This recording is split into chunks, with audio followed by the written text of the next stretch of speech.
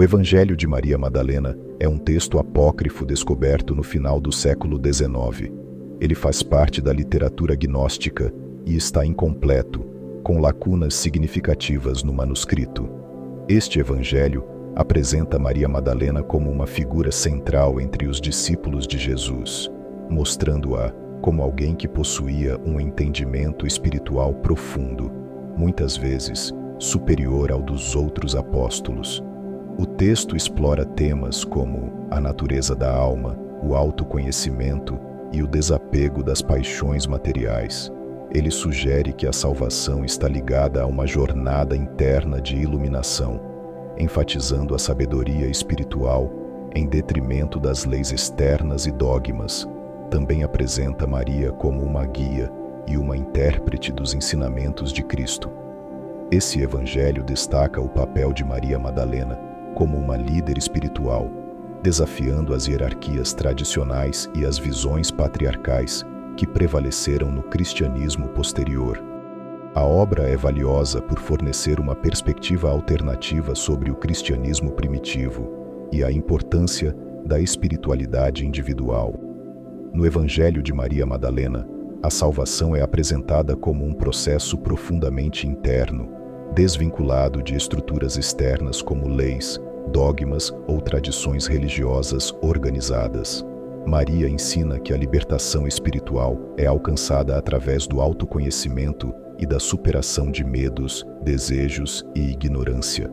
Ela enfatiza que o reino de Deus não está em um lugar físico ou externo, mas dentro de cada indivíduo. A conexão direta com o divino, por meio da introspecção e do despertar da consciência, é o caminho para transcender as limitações materiais e alcançar a verdadeira paz e unidade espiritual. Esse ensinamento desafia a ideia de que a salvação depende de práticas externas ou intermediários, colocando o foco na jornada espiritual pessoal e na busca pela verdade interior. Assim, a salvação é retratada como um estado de transformação e elevação da alma, acessível por meio da conexão com a essência divina presente em todos nós. A superação dos medos e desejos é apresentada como um processo essencial para alcançar a libertação espiritual e a verdadeira conexão com o divino. Esse texto enfatiza que os medos e os desejos são manifestações do ego e estão enraizados na percepção errada da realidade, aprisionando a alma em preocupações materiais e ilusões. Maria ensina que o medo surge da separação da verdadeira essência divina e da ignorância em relação à unidade com o todo. Ele nos desconecta do presente e nos mantém em um ciclo de sofrimento, limitando nossa percepção espiritual. Por outro lado, os desejos, movidos por anseios mundanos, amarram a alma às paixões e necessidades temporais, criando apego e perpetuando o ciclo de dor. A chave para superar essas limitações é mergulhar no autoconhecimento. Maria sugere a prática da contemplação e da interiorização para que possamos reconhecer esses padrões de medo e desejo como ilusórios e passageiros. Esse processo permite transcender o ego e despertar para a essência divina presente dentro de cada um de nós.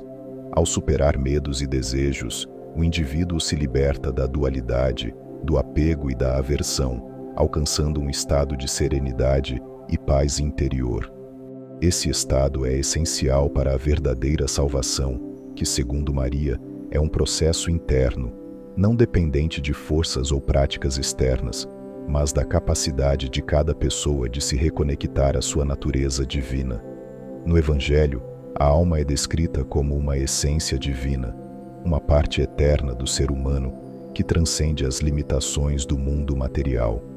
A narrativa enfatiza que a ascensão espiritual é um processo interno, profundamente conectado à purificação da alma e à reconexão com sua verdadeira origem divina. Maria ensina que a alma percorre um caminho de elevação, passando por diversos estágios ou reinos para se libertar das amarras do mundo físico. Esses estágios envolvem a superação de medos, desejos e ilusões criados pelo ego, que mantém a consciência presa a ciclos de sofrimento, e ignorância. Através da busca pelo autoconhecimento e da integração com a verdade espiritual, a alma pode transcender esses obstáculos. Um aspecto central desse ensinamento é a ideia de que a ascensão não depende de doutrinas externas ou instituições religiosas, mas sim de uma jornada individual. A alma precisa confrontar e dissolver as forças internas que a afastam de sua natureza divina, como os sentimentos de culpa, apego e separação. Maria destaca que, ao compreender a unidade com o divino e com todas as coisas, a alma alcança liberdade e iluminação. No diálogo presente no texto, a alma é confrontada por poderes e forças que tentam impedi-la de ascender. Essas forças simbolizam medos, dúvidas e apegos terrenos. A superação dessas forças é alcançada pela lembrança de sua origem divina e pela reafirmação de sua conexão com o todo.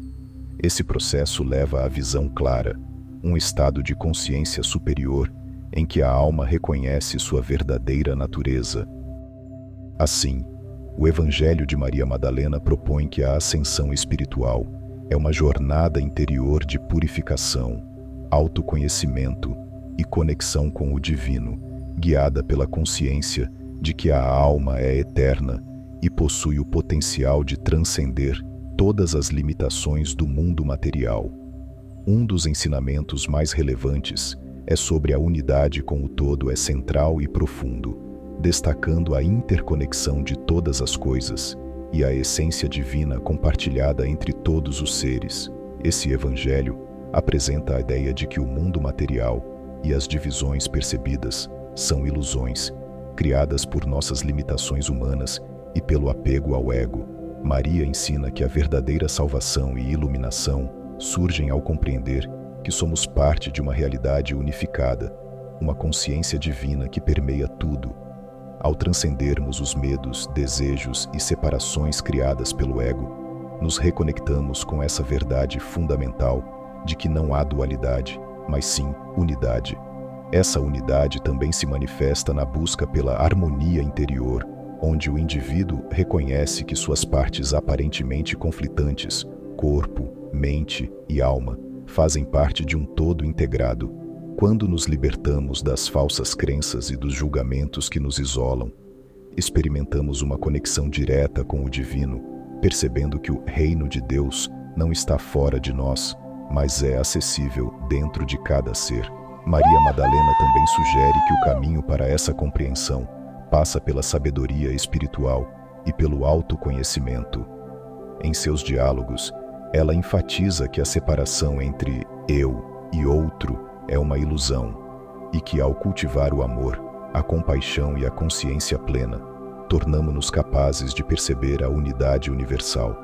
Essa visão propõe que, ao invés de buscar fora, precisamos nos voltar para dentro, onde o divino já habita. No Evangelho de Maria Madalena, há uma crítica implícita às instituições religiosas tradicionais, por sua tendência a distorcer a essência dos ensinamentos espirituais e centralizar o poder. Esse evangelho destaca uma abordagem espiritual mais pessoal e direta, sugerindo que a conexão com o divino é interna e não depende de intermediários como sacerdotes ou dogmas religiosos. Maria Madalena ensina que o conhecimento espiritual e a salvação são alcançados por meio da busca interior, do autoconhecimento e da experiência direta da alma. Essa visão contrasta com o papel das instituições religiosas, que frequentemente priorizam regras, controle e hierarquias rígidas, afastando o indivíduo de sua própria capacidade de se conectar com o divino. O Evangelho enfatiza que a verdadeira espiritualidade transcende as estruturas impostas e rejeita os sistemas que utilizam o medo ou a culpa para manipular as pessoas. Ele propõe um caminho de liberdade espiritual, onde cada ser humano é capaz de acessar o divino por si mesmo, sem depender das imposições externas das instituições religiosas. Esse aspecto do Evangelho também sugere uma ruptura com a visão patriarcal, predominante nas religiões organizadas da época, reconhecendo Maria Madalena como uma líder espiritual e portadora de sabedoria, em contraste com a marginalização que ela sofreu por parte da tradição religiosa institucional. Assim, o texto propõe uma espiritualidade mais inclusiva e individual, onde o foco está na experiência pessoal e na unidade com o divino. Há uma passagem no Evangelho onde Pedro afirma que Jesus havia amado Madalena mais do que qualquer outra mulher. Pedro disse a Maria: "Irmã, sabemos que o Salvador te amava mais do que qualquer outra mulher. Conta-nos as palavras do Salvador, as de que te lembras, aquelas que só tu sabes e nós nem ouvimos." Maria Madalena respondeu dizendo: "Esclarecerei a vós o que está oculto." E ela começou a falar essas palavras. Disse ela, eu tive uma visão do Senhor e contei a ele: "Mestre, apareceste-me hoje numa visão." Ele respondeu e me disse: "Bem-aventurada sejas, por não teres fraquejado ao me ver, pois onde está a mente, há um tesouro." Eu lhe disse: "Mestre, aquele que tem uma visão, vê com a alma ou como espírito?" Jesus respondeu e disse: "Não vê nem com a alma, nem com o espírito, mas com a consciência, que está entre ambos." Nesta passagem fica clara a divisão entre consciência, alma e espírito. Dessa forma, pode-se perceber a alma, formada pelo ego, pela cultura e sentimentos inferiores. A alma compõe o eu inferior. O espírito, formado pelo Atma, é a faísca da fonte divina. No espírito está a moral, ou seja, o discernimento de tudo que é certo e errado, e a capacidade de criar coisas inimagináveis. E, por fim, a consciência, que fica entre ambos. Ela fica entre a alma e o espírito. A consciência pode perceber tanto os sentimentos da alma como os sentimentos do espírito. A consciência pode escolher agir de acordo com os desejos da alma ou de acordo com os desejos do espírito.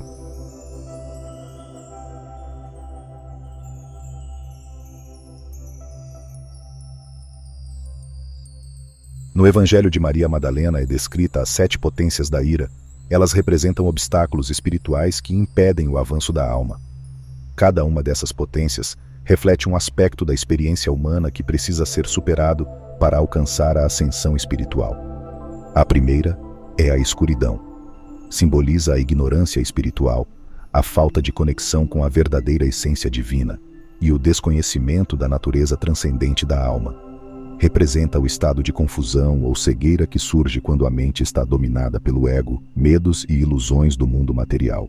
Superar a escuridão exige buscar o autoconhecimento, liberar-se de crenças limitantes e cultivar a sabedoria espiritual. Essa libertação leva à clareza interior e à reconexão com a unidade do todo, promovendo ascensão espiritual e harmonia. A segunda é o desejo.